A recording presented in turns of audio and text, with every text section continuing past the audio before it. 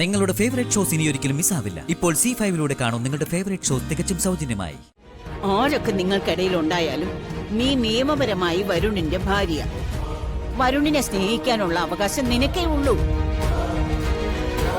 കഴുത്തില് താലി കെട്ടിയതിന്റെ ബലത്തില് വരുണിനെ വശത്താക്കാൻ അവള് ശ്രമിച്ചെന്നിരിക്കും. സൂക്ഷിക്കണം.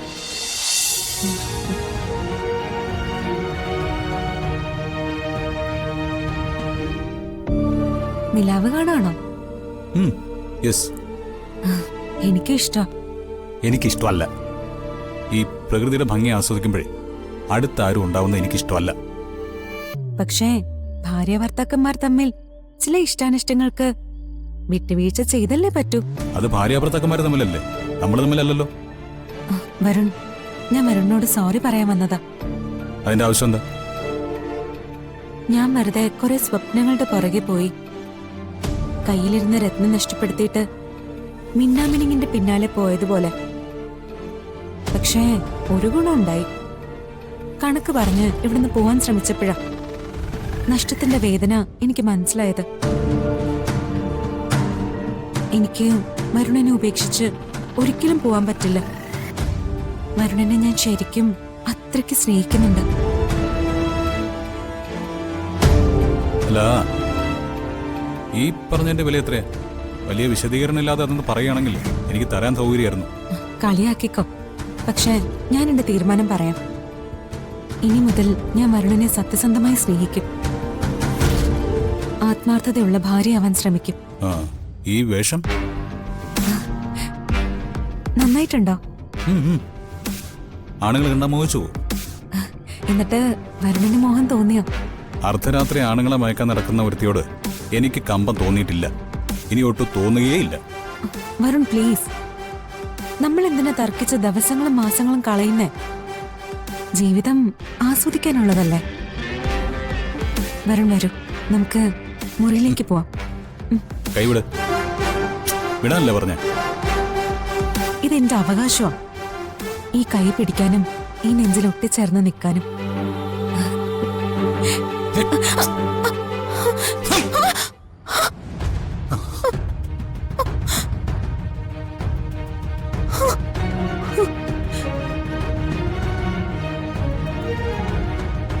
തൊട്ടുപോകരുത് തന്നെ. എന്റെ ശരീരവും എന്റെ മനസ്സും ഞാൻ സ്നേഹിക്കുന്ന പെണ്ണിനായിട്ട് ഞാൻ കാത്തുവെച്ചിരിക്കുക. നിന്നെപ്പോലെ ഒരുത്തി അത് അശുദ്ധമാക്കാനൊന്നും പാടില്ല.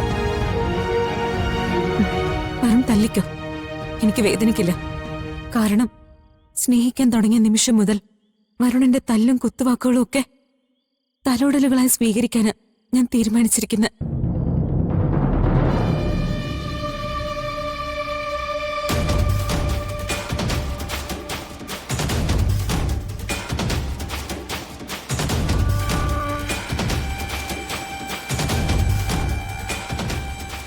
ഞാനിവിടെ നിൽക്കുന്നിടത്തോളം പ്രിയങ്കയെ വരുൺ സ്നേഹിക്കില്ല. ഞാനിവിടെ നിന്നുകൂടാ.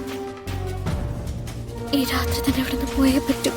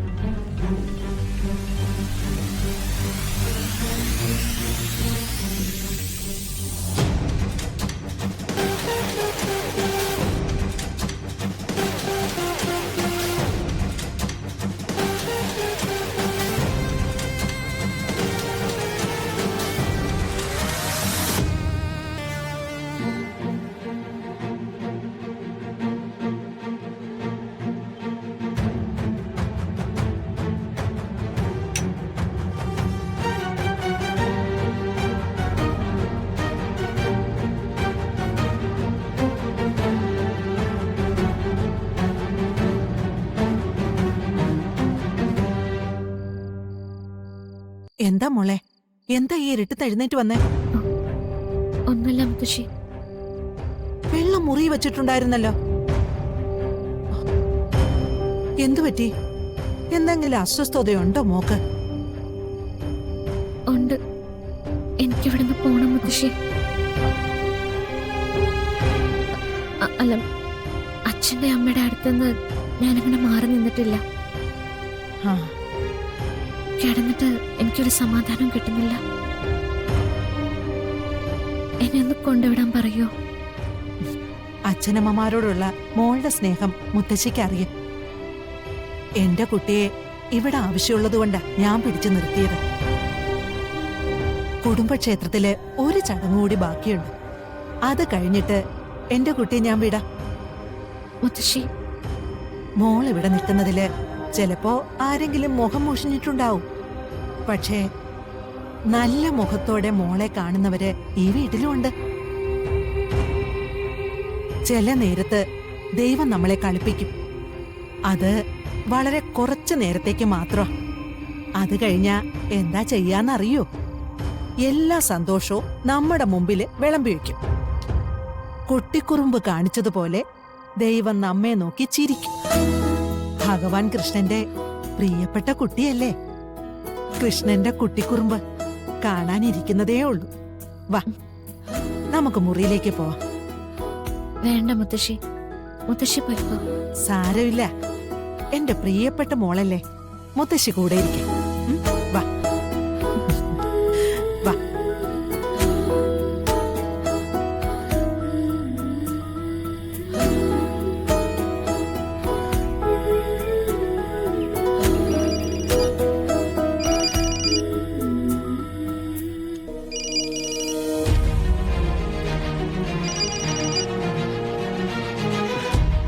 ഹലോ. ഹലോ, ഞാനാ മുത്തശ്ശി പ്രിയങ്ക. ആ, എന്താ മോളെ വിശേഷം? അവളെ കൊണ്ട് നിനക്കവിടെ ബുദ്ധിമുട്ടൊന്നുമില്ലല്ലോ? ബുദ്ധിമുട്ടില്ലാതെ പിന്നെ ആ, ചേച്ചി ഇവിടെ നിൽക്കുന്നതിനപ്പുറം എനിക്ക് എന്ത് ബുദ്ധിമുട്ടാ വേറെ? വഴക്കിട്ടിട്ടായാലും അവളെ കൊണ്ടുവരണമെന്ന് ഞാൻ തീരുമാനിച്ചതാ. അപ്പോഴേക്കും നിന്റെ അച്ഛൻ തീരുമാനം എടുത്തത് കണ്ടില്ലേ? പിന്നെ അതിനു മേലെ ഒച്ച വെച്ചാല് കണിമംഗലത്തുള്ളവർക്ക് എന്താ തോന്നുക? നീ നന്നായിട്ടല്ലേ വരുണിനോട് പെരുമാറുന്നേ? അതെ മുത്തശ്ശി, ഉം. എല്ലാം മറന്ന് വരുണിനെ സ്നേഹിക്കാൻ തന്നെ എന്റെ തീരുമാനം. പക്ഷെ ഞാൻ പറയുന്നതൊന്നും വരുൺ ശ്രദ്ധിക്കുന്നതേയില്ല. വരുണിന്റെ ശ്രദ്ധ മുഴുവൻ ചേച്ചിയില്ല. ആരൊക്കെ നിങ്ങൾക്കിടയിൽ ഉണ്ടായാലും നീ നിയമപരമായി വരുണിന്റെ ഭാര്യ. വരുണിനെ സ്നേഹിക്കാനുള്ള അവകാശം നിനക്കേ ഉള്ളൂ. കഴുത്തില് താലി കെട്ടിയതിന്റെ ബലത്തില് വരുണിനെ വശത്താക്കാൻ അവള് ശ്രമിച്ചെന്നിരിക്കും. സൂക്ഷിക്കണം. അത് മുത്തശ്ശി പേടിക്കണ്ട. അങ്ങനെ എന്തെങ്കിലും തീരുമാനം ചേച്ചിയുടെ ഭാഗത്തുനിന്നുണ്ടായ അധികം വൈകാതെ നിങ്ങളെ ഞാൻ കണിമംഗലത്തേക്ക് വിളിപ്പിക്കും. രാധിക ഇവിടെ എവിടെയെങ്കിലും ഒരു മൂലയിൽ ചത്ത് കിടക്കുന്നത് കാണാൻ. ആ, ഇതാ വേണ്ടത്. ഡൗൺലോഡ് ചെയ്യൂ C5 ആപ്പ്. കാണൂ എല്ലാ എപ്പിസോഡുകളും സൗജന്യമായി.